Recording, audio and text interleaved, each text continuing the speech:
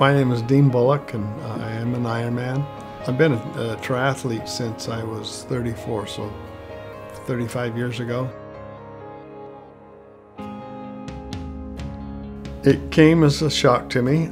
It was a glioblastoma multiforme, grade 4. So they said Saturday morning at 6 o'clock, you're gonna go under the knife. I said, okay, let's do it.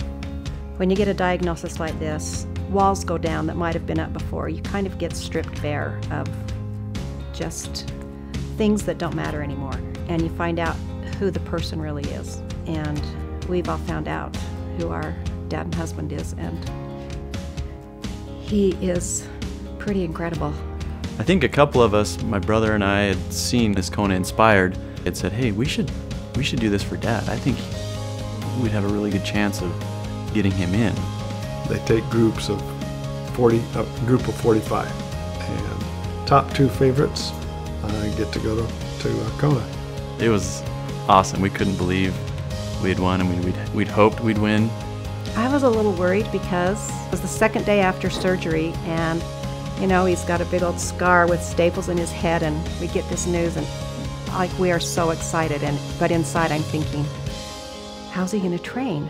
Their advice was do whatever you can until it hurts. And if it hurts, then back off. So far it hasn't ever hurt. So he and I went out together and ran 3 miles. Sad to say, but yes, he did beat me running, and I couldn't keep up with him, and he was 3 weeks out of brain surgery, and I'm like, wow, okay, he's back.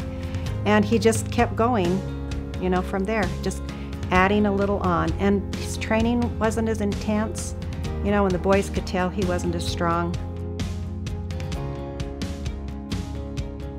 Knowing that he was out on the water, and when they shoot off that cannon and it got the helicopters flying around, it's just like one of the coolest experiences and events. There's nothing like an Ironman swim start, treading water. You got 2,000 people in the water, and it's just an all-out war. I just thought, man, what a sense of accomplishment to be here now at this moment. He's in it, and he started with some of the best athletes in the world.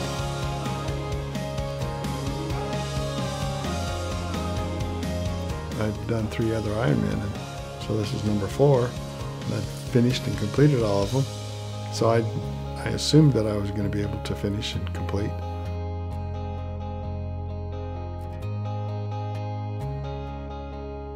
We saw the truck come by with his bike in it, and they pulled him off.